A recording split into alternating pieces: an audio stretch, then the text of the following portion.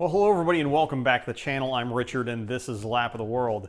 After taking a short hiatus to go play with the NSX up in the mountains, we are back in the garage this week with the Gallardo, continuing on our efforts to get this car track ready for later in the year. Today we're going to be tackling a coolant flush, just kind of a basic coolant exchange, although we are going to have a side quest along the way to deal with some hoses. That's something that you may be interested in if your Gallardo is of the older variety, kind of earlier production run, because these do tend to get crusty and can be points of failure. You can look out for that mid-video. But for now, let's get started with what you'll need to do a coolant flush. To accomplish a coolant flush on your Pre-LP Gallardo, you're going to need the following tools and supplies. First, 21 liters, or about 5.5 gallons, of your preferred coolant. In my case, G12 Evo.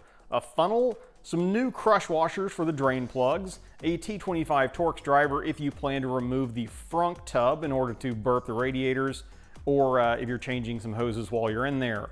Also, a 6mm hex bit with a ratchet handle for removing the drain plugs, a breaker bar in case they're stubborn, and the tiniest and gentlest of torque wrenches for reinstalling those drain plugs. This is, of course, in addition to what you will need to get your Gallardo off the ground far enough to drain the coolant from underneath, as well as, of course, a large drain pan capable of swallowing 5.5 gallons of coolant. Step one, as always, is to get the car up in the air, which we have done. Now, if you haven't lifted your Gallardo before, you can do this just lifting the rear of the car, but for optimal drainage, you kind of want it level. That means getting all four wheels off the ground. You want to do your research there. You either need 2 floor jacks and a few jack stands to make sure you're lifting the front end evenly to avoid cracking the windshield, so I'm told. Or, let's be honest, you own a Lamborghini, you could just get some quick jacks, though you'll want the TLX models because the jack points on a Gallardo are center to center about 62 inches apart, which is further than the other models will reach. With the car elevated, it's now time to find your drain plugs. There are 2 of them on these 2 pipes right here, and these are 6mm hex. That's not something you may have laying around if you don't already have a ton of tools meant for working on German cars, and it's not going to be a typical size that's going to come in your, say, Craftsman hex bit set. So make sure you do have the appropriate size before you get started. These are not ones you want to kind of guess at or try close enough and round them off. Now, mine look wet right now because I have kind of given them a little bit of a spritz with some penetrating lube. And before I undo them, I'm going to take a suggestion from our friends over at The Bull Rider, where the other Richard there preheated his a little bit, just to kind of give him the best chance possible to gracefully remove these plugs because they are threaded into aluminum. So I'm going to follow suit because it worked out for him. Having already let the drain plugs marinate in the penetrating fluid a little bit, we're going to go ahead and give them a little bit of heat, just a little bit of heat, mind you, and then try and crack them loose before then removing them completely.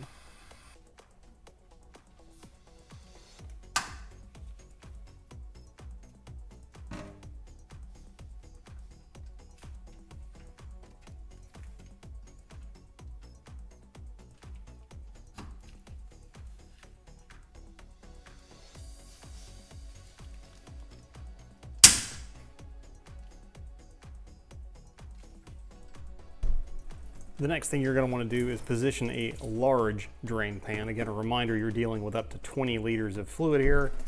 And then finish removing the drain plugs and let them drain out. Again, if you've heated up the plugs, remember to let them cool down a little bit before you go and touch them. Once you have both plugs out, just get your face out of the way and prepare to wait a while for the car to drain. With the car now empty of coolant, it's time to reinstall the drain plugs.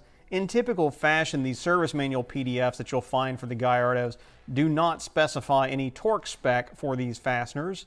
Fortunately for you guys, after some very unfortunate trial and error on my part, I can now give a solid recommendation for about 15 foot-pounds, 15 foot-pounds, or around 20 Newton meters as a safe starting point.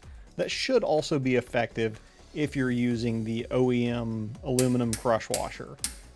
They are not very proud of those crush washers, so they're only like $3 or $4.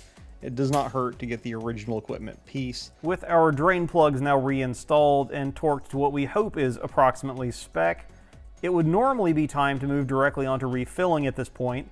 However, I'm going to take a moment to tackle a little bit of a side quest that you may also want to consider if your Gallardo is of the older variety. So just kidding a little bit, I had originally planned to do a side quest here in the middle of this video wherein we replaced some of these return lines, the small hoses in the coolant system here that can get crusty and fail over time, kind of irrespective of mileage. However, I felt like this was an important enough topic to make its own installment, so that will be the next video you watch. Once that's published, I'll put a card up here in the corner, and you'll be able to link out to that. I'll also leave a link in the description.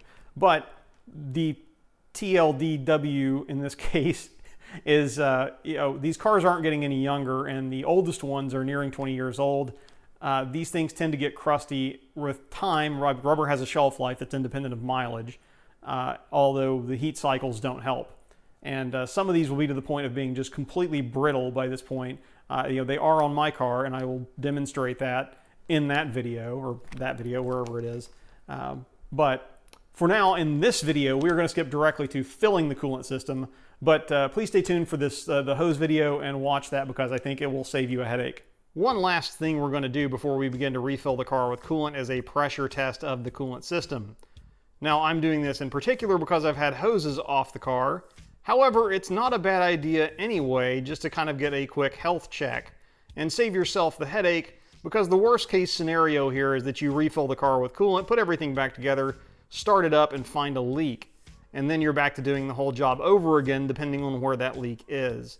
With this, you can do a, we'll use this pump to add, I don't know, 10 or 15 PSI into the system. And then we're going to let it sit there for a few hours and see if it bleeds down any.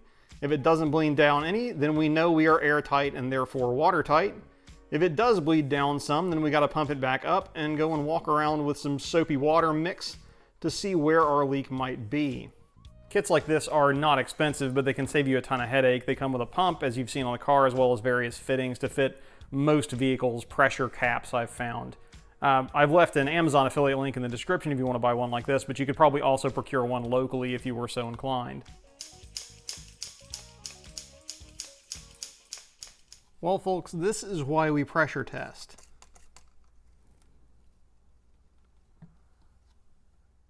All of that bubbling is unfortunately not only coming from the seal with the crush washer, but also a hairline crack in the bung. I'm going to wipe that off and show you. You can barely see it right there. It's just a little tiny black imperfection where the bung has apparently split. Now, I don't know whether that happened on the way off with the drain plug or on the way back on with the drain plug. Again, I was trying to be very careful both directions, but clearly I have not had success there. So I will revise the torque spec that I mentioned earlier in the video with possibly another suggestion on crush washer material to avoid this. But the good news is I found it before I filled the car back up with coolant, so I now have the opportunity to remove it without draining anything and have it dealt with hopefully a local welder. After asking a few of my local friends, it became apparent that Rise Fab, link in description, was the place to go for high-stakes aluminum welding, and they indeed were more than capable of hooking it up on this repair. Alright folks, well after 2 weeks we are now back to where we left off. Having cracked the bung, or found the crack in the bung as the case may be, because I do believe it was over-torqued prior to my removal, but I'll own the fact that I could have cracked it. Again, I'm revising my torque spec there, torque spec recommendation there, from like 25 foot-pounds to like starting at 15. And if if you still get some bubbles on a pressure test around the fitting, first make sure it's not a crack, and then maybe give it a little bit of a bump to snug it back up. But 15, probably a better place to start with some soft aluminum. I'm also using now the Lamborghini part number crush washer, which is a soft aluminum crush washer, not the copper gaskets that were on the car when I got it, and what I was attempting to replace on there.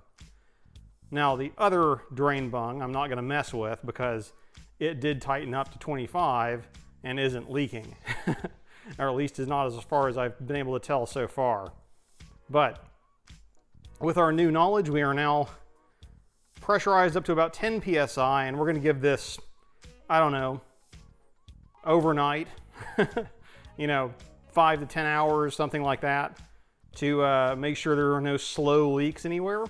If we come back to this tomorrow and we are still looking about 10, you know, give or take a half PSI or something, because, you know, temperature change could make it fluctuate a little bit, so bear that in mind. But if we've not lost any notable pressure by tomorrow, then we're going to proceed with the the rest of reassembly, which unfortunately in my case includes putting the diff back in place and reconnecting the front drive shafts, because that's what was necessary to remove that coolant pipe. I was able to do so without removing the diff, so I didn't have to drain it again, nor did I have to disconnect the drive shaft, but I did have to drop it and kind of suspend it from some straps to get the clearance necessary to remove the coolant pipe. But end of the story is you can accomplish that without completely removing the diff. Although, as has been pointed out by a few people, that would also be, if you do get into that pickle, it would also be an opportune time to go ahead and proceed with a front-wheel drive conversion if you were so inclined. But here we're going to leave our pressure test, and we'll see what it looks like tomorrow before we proceed with filling and bleeding the system. So having now finally gotten to the point of filling and bleeding the system, let's talk a little bit about the coolant we're going to use first, which is the G12 Evo Audi coolant that I mentioned at the beginning of the video. Now, I opted for the G12 Evo in a 50-50 mix because, frankly, it's what they had on the shelf at the local Audi store, meaning if I spill it or make a mess or somehow otherwise need more of it, I can just go and pick some up. I'm not having to order it and wait.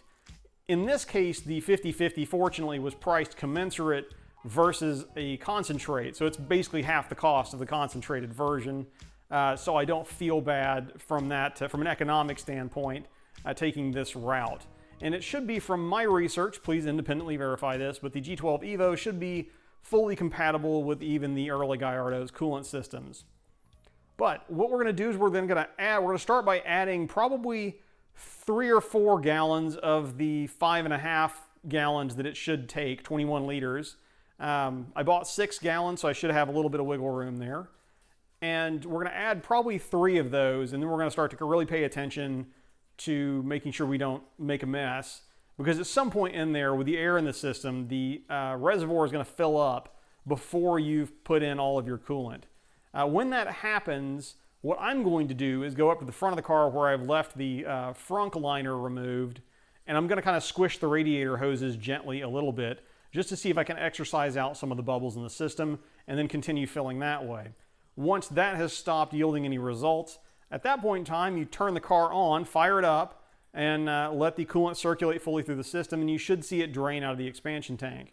As that happens, you can either add more as it drains out, or you can let the car run for a little bit, shut it off, and then top it off, and kind of rinse and repeat that process.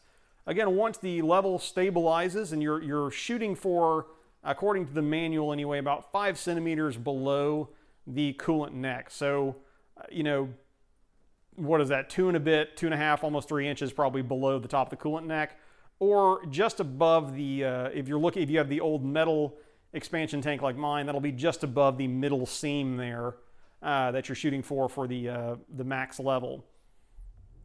Once you kind of stabilize there, then drive the car around a couple of days and continue to recheck it after every kind of short stint of driving, and just make sure that it's stabilized. No more bubbles have come out, leaving you with a potentially low coolant level in the expansion tank. But if all that goes well, everything stabilizes, you have your coolant level stabilizes rather, and you have no leaks, then you are done. Congratulations, you have DIY'd a coolant flush on your Pre-LP Gallardo.